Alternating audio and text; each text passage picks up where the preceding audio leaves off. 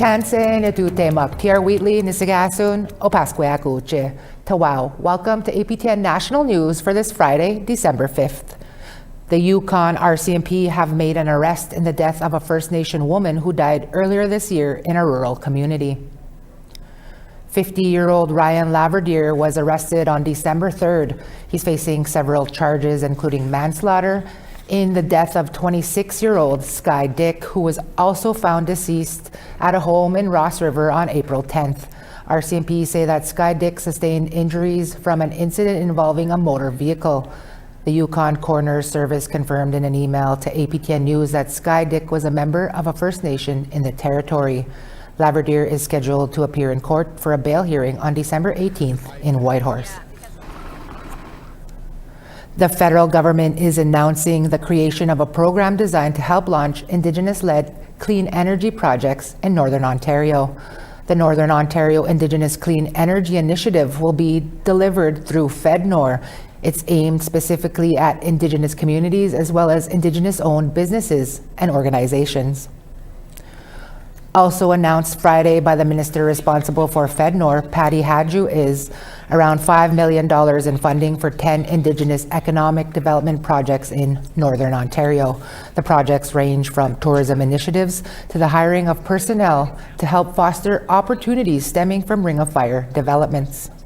A number of First Nations communities and business owners receiving money to pursue economic development in a variety of different ways that furthers their objectives from economic development perspective. Many of them also clean energy focused, but not exclusively.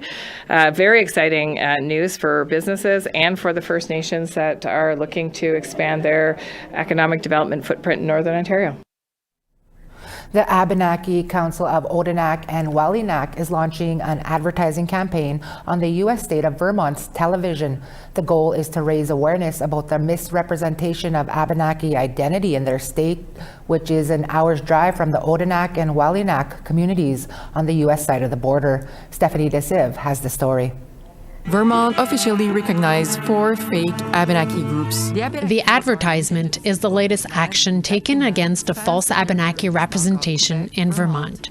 The 30-second television commercial will run for 1 year on Vermont's major television stations, including Fox 44, ABC 22, WCAX Channel 3, and Vermont Public Television.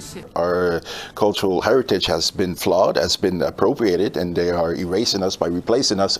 Councillor Jacques Watteau explains the target audience. The state of Vermont, the legislator who went through a flawed process of recognizing these tribes in the state of Vermont. This isn't heritage. Without naming them, the ad states that certain people falsely believe themselves to be Abenakis, but have little to no Indigenous ancestry. If you can show us any difference than what we found, please do. The full genealogical report of these people can be found online. University of Ottawa professor Daryl LaRue produced it back in October when the Abenaki Council of Odanak released it publicly. For Brenda Gagne, the chief of the Missisquoi Abenaki Nation, she is of 99.9% European heritage. It tracked the descendants of 8 public figures claiming to be Abenaki, including a renowned writer, an academic, and 4 Vermont chiefs of Abenaki tribes recognized by the state in 2011 and 2012. This kinship has to be Indigenous, not French-Canadian, as the genealogical report showed that they're basically the descendants of the migrants that went to work in New England. Back in the 90s and before the internet, Watteau admits that members from his community participated in the cultural revitalization of Vermonters believing them to be Abenakis. So people, when they came back to claiming Abenaki heritage, we knew that people were left behind in the state of Vermont. Elder Denny Obamsawin also admitted to participating in this transmission. I am among those who, in good faith, show them dances and language and tradition like basket weaving. In the advertisement, the Abenakis of Odanak and Walinak say that they are the sole guardians of the Abenaki identity. According to Watteau, this advertising campaign seeks to exert pressure to change Vermont's laws and regulations regarding the recognition of Indigenous tribes. However, he says that their goal is to revoke Vermont's recognition. We're not going to the state of Vermont to tell them that we want retribution or land claims or a casino or working with Hydro-Quebec. We want to render justice to the integrity of our culture and our ancestors. APTN News contacted the chief of the Abenakis Nation of Missisquoi in Vermont, Brenda Peretta-Gagné, but we had not received a response prior to broadcast. Stéphanie Desèvres, APTN News, Montréal. Tapwagiche Stephanie. A solidarity rally was held today by Nunavut Employees Union outside the Iqaluit Housing Authority to show support for ongoing negotiations. This is the second rally to be held this week, intended to keep the pressure on as both parties negotiate a new contract.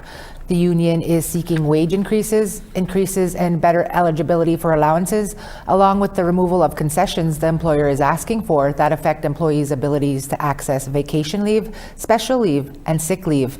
About half a dozen of the employees under the Housing Authority and other workers that support them came by on their lunch break to stand in solidarity.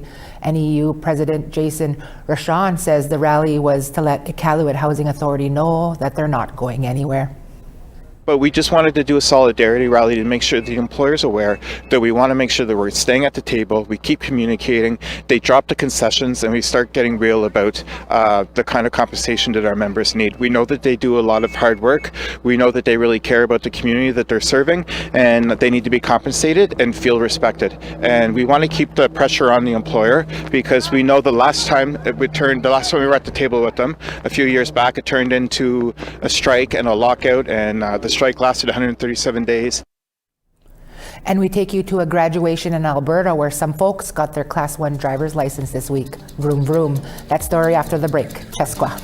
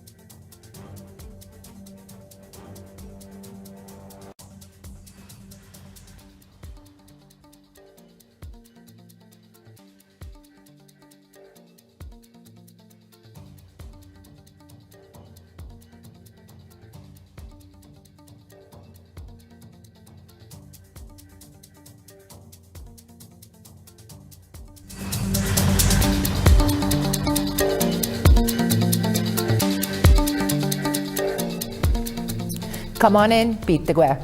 Students from Samson Cree Nation's Class 1 commercial driving class in Alberta celebrated their graduation ceremony on Wednesday. APTN's Chris Stewart was there. Canada has a critical shortage of truck drivers. The job search website Indeed shows over 2,000 job openings across Canada, high-paying jobs. And the Samson Cree Nation in Treaty 6 territory has their first graduates for their new Class 1 driver training program. Class 1 allows you to drive any commercial vehicle. Shay Yellowbird is the Skills Link coordinator for Samson. He says their new Class 1 program was financed by the Alberta government. The nation has partnered with external partners to help find jobs for its grads. We made sure that we had those partnerships in place with industry. So we got letters of support from different local employers and also industry. So now after they graduate, we actually had a few students go to work on their own, but now we're just waiting to find those partnerships with the other ones. About half of the graduating class have already found work, like Joseph Baptiste. I'm actually working right now. I'm actually working for Erminskin Technical Services. I'm a Class 1 commercial driver for them. I operate a water truck, waste management side too also, so like the dump truck and then like the roll-off truck, and it's pretty much all I do all day long. Willis Little Poplar credits his trainer for helping him succeed.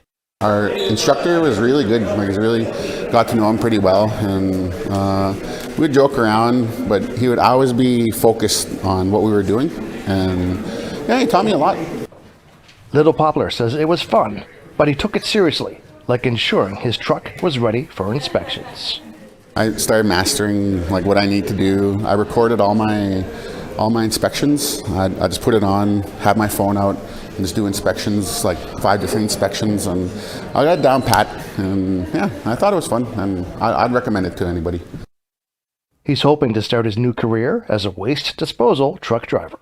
Chris Stewart, APTN National News, Wetaskiwin, Alberta. Congratulations, everyone. The city of Saskatoon conducted a count of people without stable housing. With cold weather moving across the prairies, city officials and the fire department say the increase in the number of unhoused people is presenting a safety concern for those living in encampments. Video journalist Rachel May has that story. And I will say it was really heartbreaking to find out that one of the people that was staying in an encampment at that time in Saskatoon was actually from Denier Beach, and they lost their home in the wildfires this past summer. April Chief Calf is the MLA for Saskatoon Westview and opposition shadow minister for housing. She says people from northern communities have come to Saskatoon and ended up on the streets. The annual point-in-time homeless count was held October 16, 2025, from 11 a.m. to 11 p.m., with over 250 volunteers collecting data on unhoused people. The count found 1,931 people in Saskatoon struggling to find stable housing.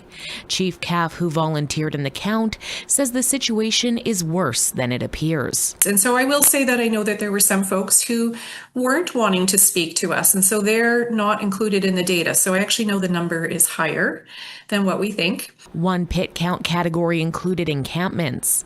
Deputy Chief Yvonne Raymer of the Saskatoon Fire Department says the public is urged to report encampments as they can pose safety risks to both occupants and the public. You know, in the last 2 months, we've had 90 encampment fires, so the risks of the number of encampments that continue to go up, the risk of fire is more imminent than ever, and we had 2 injuries recently. Luckily, we have not had a fatality, but this is definitely something we want to prevent. Raymer says at every encampment removal, people are offered support to find shelter and connected with social service resources. Director of Development and Planning for the City of Saskatoon, Leslie Anderson, says the city is currently seeking solutions to address those living on the streets. Our focus has been and continues to need to focus on finding and building new housing. Anderson says the unhoused population is growing, so it's important to be compassionate. I think it's important to recognize that these are all individuals. Every person has their own story, their own reasons, their own conditions for what has led them to where they are today. Rachel May, APTN National News, Saskatoon. A new exhibit at the Museum of Anthropology in Vancouver has just opened, and as APTN's Tina House explains, the art being showcased is a mix of modern technique and ancient knowledge. It goes from here down and across, and so it's like the whole piece is bound within, like it's carrying energetically, like I think it's really important. Megan O'Brien, whose family lineage comes from the Kwakwaka'wakw people and Haida Nation, says that weaving these pieces was her way of paying tribute to her ancestors. The exhibit started out focusing pretty much on these digital jacquard woven pieces that you see and this digital animation piece and the t-shirt, but kind of through the exhibition process wanted to really bring in a focus also on other traditional parts of the weaving. The exhibit, called Everyone Says I Look Like My Mother, is a solo exhibit and showcases digital weaving and mountain goat wool as a central focus. A short film is also part of the exhibit, which showcases a close-up view of her weaving. Her first piece was Sky Blanket, and it's what started her journey 10 years ago. Sky Blanket pays homage to matriarchs, and it's also featured digitally. At the top you can see the red stitching. There's actually 6 blankets. These are all sewn into it, and then there's another purple one at the end. For me, the purple, it represents the spirit of Sky Blanket. And the idea of matriarch containing the entire lineage is genetic information, I guess, like everything exists within that person or this piece. The exhibit goes until March 2026 at the Museum of Anthropology. Tina House, APTN National News, Vancouver. Time for one more quick break. When we come back, we talk to our colleagues over at Nouvelles Nationales and Investigates. Be right back. Chesqua.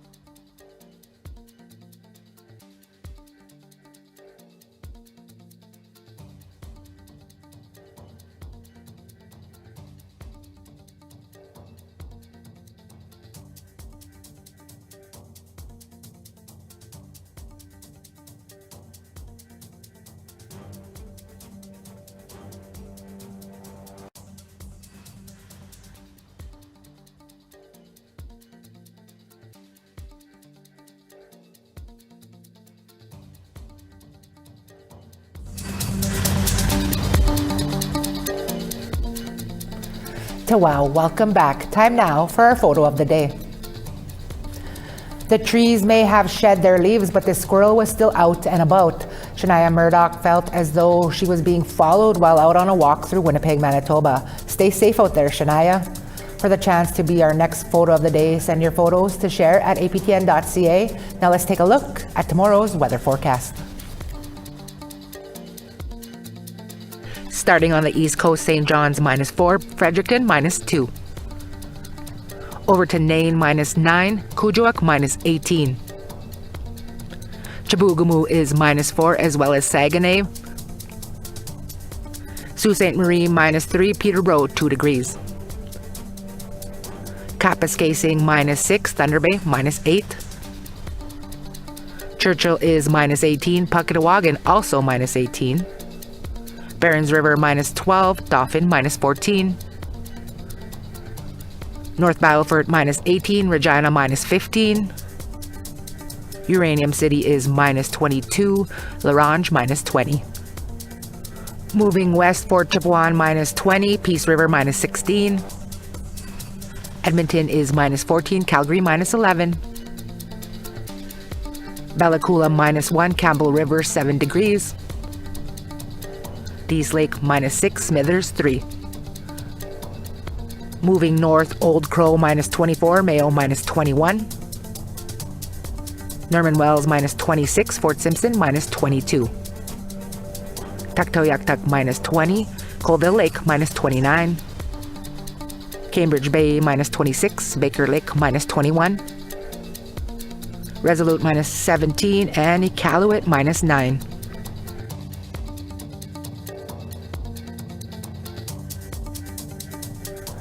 Nunavut gathered together Thursday night to turn the lights on at Nunavut's Legislative Assembly. Despite heavy snow threatening to block out the light, over 100 people came out to celebrate the tradition. Merry Christmas! Merry Christmas! Merry Christmas! What was your favorite part tonight? Get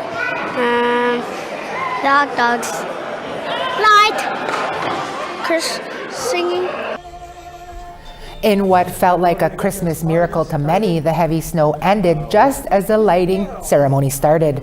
Attendees were greeted by Nunavut's commissioner before the lights were turned on. The event was part of the 39th annual National Winter Lights Across Canada event, which sees every capital city lit up to celebrate the holidays. Following the lighting, guests were treated to hot dogs and hot chocolate to help get everyone, especially the kids, into the holiday spirit. Merry Christmas! Merry Christmas! Merry Christmas!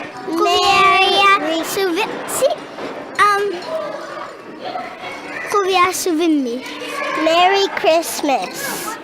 And what was your favorite part tonight? When we were at the cadet hall. Right now. Yeah. I really liked when they lit up everything. I really like the lights. Hot chocolate.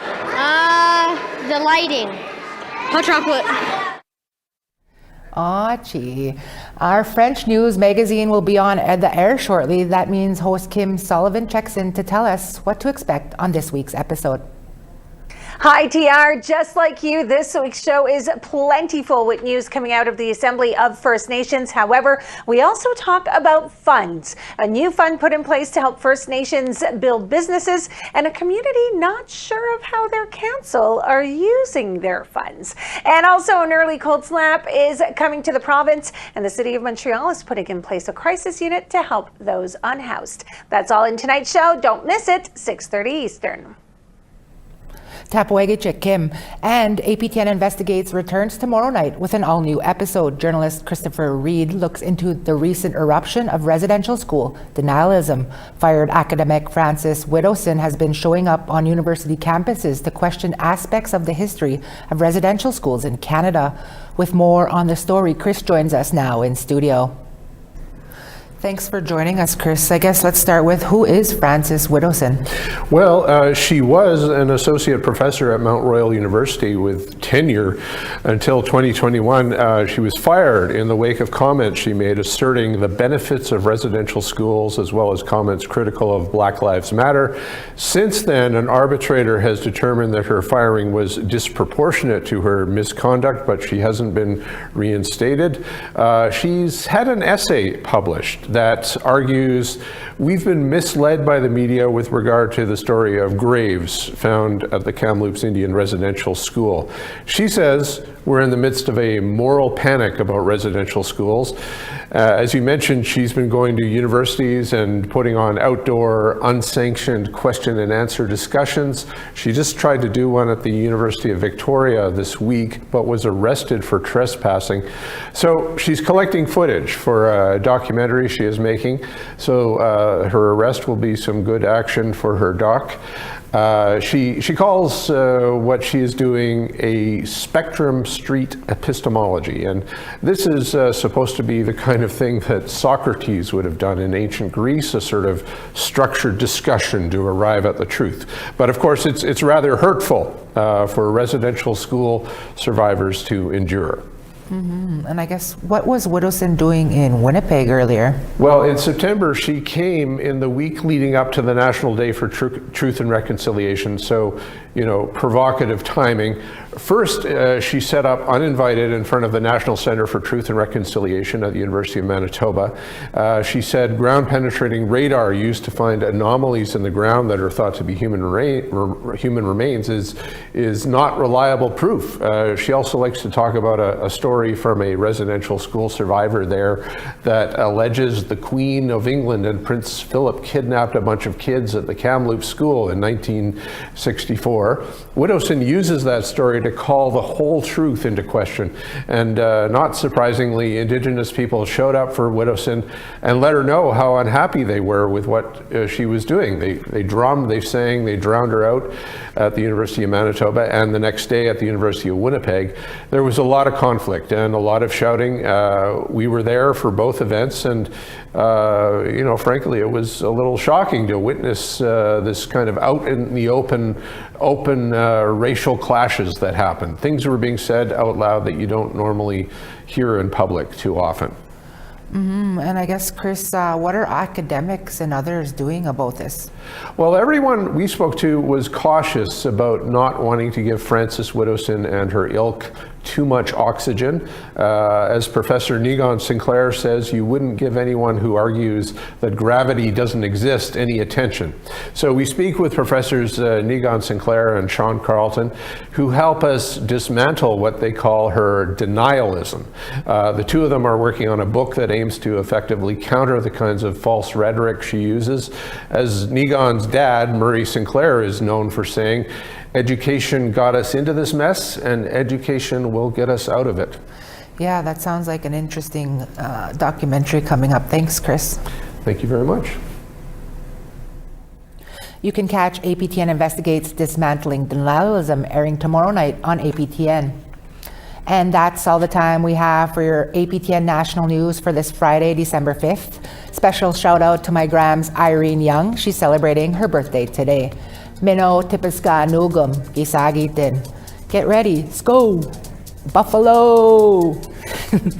I'm Kiara Wheatley. It's been a pleasure to be here with you. Kristen is back here again on Monday. Until then, from all of us at APTN to all of you, Egase, Gitam, Gigawapamitinano.